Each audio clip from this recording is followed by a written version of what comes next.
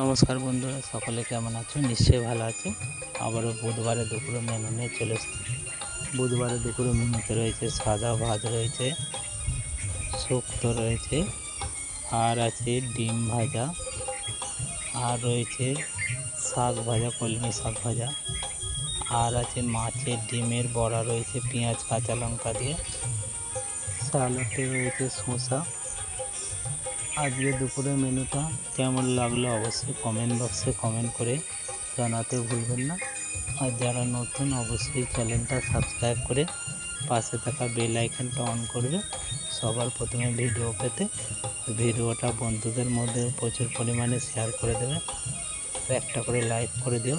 সকলে ভালো থেকো, সুস্থ থেকো, ধন্যবাদ।